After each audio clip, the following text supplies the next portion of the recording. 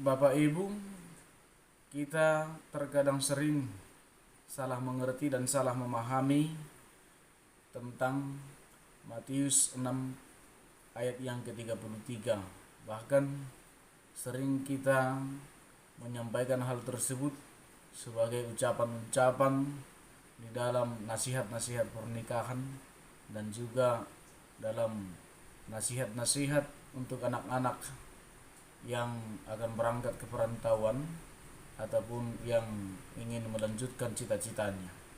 Nah, Bapak Ibu Saudara kekasih, dalam Matius 6 pasal yang ke-33 dikatakan di sana, cari dahulu kerajaan Allah, maka semuanya itu akan ditambahkan kepadamu. Apa yang akan ditambahkan itu menjadi hal yang perlu dan patut kita renungkan dalam kehidupan kita. Tetapi yang paling mendasar adalah tentang kerajaan Allah. Sering kita menyampaikan, cari dahulu kerajaan Allah, maka semuanya itu akan ditambahkan kepadamu. Lalu kita buat kesimpulan, maka kamu harus rajin bergereja, aktif di gereja. Nah, Bapak Ibu Saudara kekasih dalam Tuhan Yesus Kristus, nats tersebut bukanlah hanya sebatas demikian. Nats itu jauh lebih dari apa yang kita pikirkan. Cari dahulu kerajaan Allah. Apa itu kerajaan Allah? Itu menjadi persoalan, atau itu menjadi hal yang perlu dan patut kita bahas dalam renungan kita hari ini. Kerajaan Allah dalam Rom pasal yang ke-14 ayat yang ke-17 dikatakan, sebab kerajaan Allah bukanlah soal makanan dan minuman, tetapi soal kebenaran, damai sejahtera, dan sukacita oleh Roh Kudus. Di sana jelas Bapak Ibu bahwa kerajaan surga itu adalah soal kebenaran, damai sejahtera, sukacita oleh Roh Kudus. Hal ini sangat menyentuh kita Bapak Ibu yang dikasihi di dalam Tuhan Yesus Kristus. Berarti mencari kerajaan Allah itu bukan sekedar dengan datang bergereja atau sekedar datang ke persekutuan, datang untuk berdoa.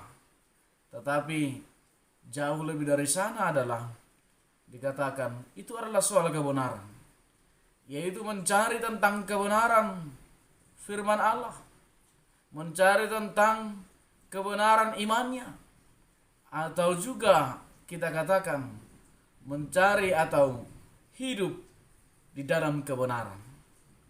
Maka tidak hanya sebatas datang ke gereja, karena kalau kita datang ke gereja itu bukanlah jaminan bahwa kita telah melakukan kebenaran. Tapi orang yang dirindukan Allah adalah yang melakukan kebenaran firman Allah, otomatis juga dia sudah melibatkan dirinya dalam persekutuan-persekutuan rohani. Nah, Bapak Ibu Saudara kekasih, yang kedua dikatakan di sana soal kerajaan Allah itu adalah soal damai sejahtera. Maka ketika seseorang ingin mengatakan cari dahulu kerajaan Allah, maka dia harus mencari damai atau menciptakan damai di dalam hidupnya. Dan damai yang dimaksud di sana bukan hanya damai seperti itu, tetapi damai sejahtera, damai yang penuh dengan kesejahteraan. Sejahtera dalam iman, sejahtera dalam jasmani, sejahtera dalam emosional, sejahtera dalam pemikiran, dan sejahtera dalam hal yang lainnya dalam kehidupannya. Jadi itu bukan tadi kita katakan tidak sebatas hanya katakan datang berdoa dan datang ke persekutuan. Dan yang ketiga adalah dikatakan di sana sukacita oleh Roh Kudus. Harus bersukacita, harus senantiasa mencari sukacita di dalam kehidupannya, tidak selalu dengan muka murung atau selalu dengan muka yang menderita atau perasaan hidup tertekan dalam kehidupannya, tetapi harus mengamini dan harus meyakini bahwa di dalam Tuhan, di dalam Roh Kudus, dia akan dipenuhi dengan sukacita. Nah, Bapak Ibu Saudara kekasih dalam Tuhan Yesus Kristus, tentu sekali Ketika orang mencari kerajaan Allah yang tadi, mencari kebenaran dalam kehidupannya, mencari damai dalam kehidupannya, dan mencari sukacita di dalam kehidupannya, otomatis ketika ketiga hal tersebut telah tercapai dalam kehidupannya, maka berkat-berkat Allah akan mengikuti kehidupannya. Yaitu yang dikatakan tadi, maka semua itu akan ditambahkan kepadamu. Konteks Matius 6 ayat yang ke-33 itu adalah masalah kekhawatiran hidup, masalah keraguan akan perjalanan kehidupannya, tentang apa yang akan dia makan, tentang apa yang akan dia minum. Karena itu, ketika orang mencari kerajaan Allah, ketika orang mencari kebenaran, mencari damai sejahtera, mencari sukacita dalam kehidupannya, otomatis Allah akan memelihara kehidupannya.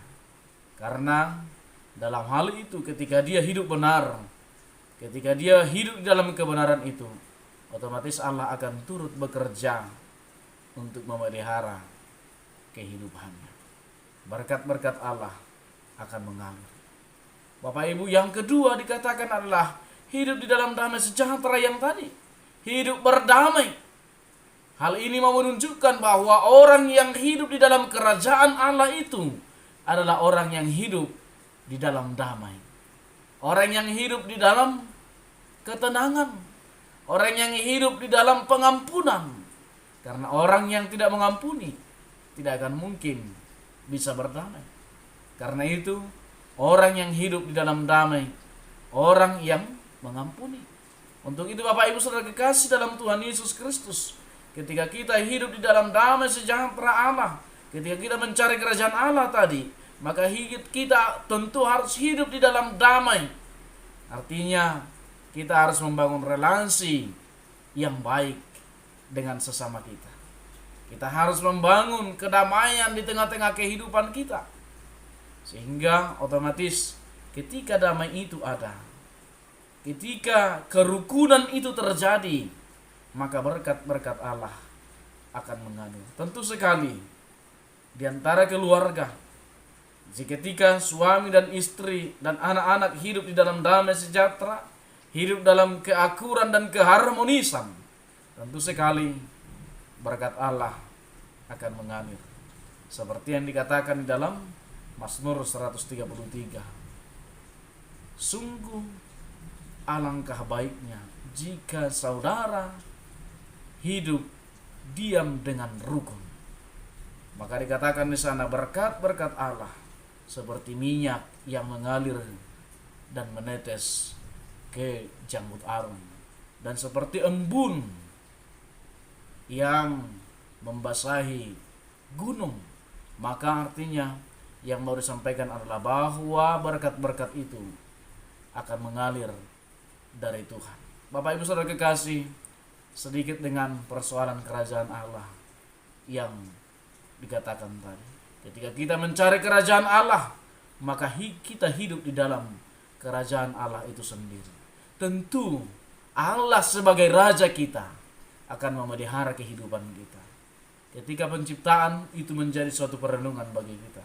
Allah menciptakan manusia itu pada hari yang terakhir, bukan hari yang pertama. Allah menciptakan terlebih dahulu bumi dan segala isinya yang lain. Allah menciptakan ikan, menciptakan tumbuh-tumbuhan, menciptakan segala jenis binatang, dan juga segala benda-benda penerang.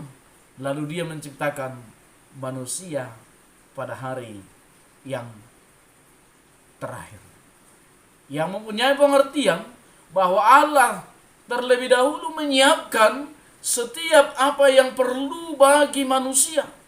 Allah mempersiapkan dulu bekal manusia, baru dia menciptakan manusia itu, supaya ketika dia sudah tercipta, maka bekalnya sudah ada.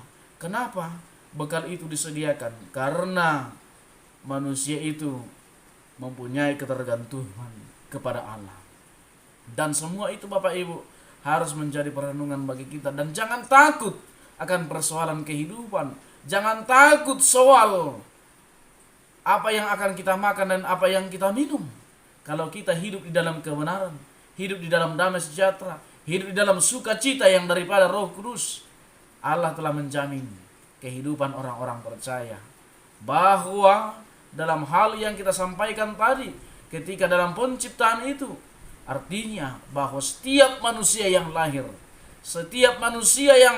di tengah-tengah dunia ini, Allah telah menyediakan apa yang perlu baginya. Persoalannya itu kita akan temukan. Persoalannya yang perlu itu, yang kita butuhkan itu dalam kehidupan kita, kita akan temukan ketika kita mencari kerajaan Allah, yaitu hidup di dalam kebenaran, damai sejahtera, dan sukacita oleh Roh Kudus. Tuhan Yesus memberkati Bapak Ibu.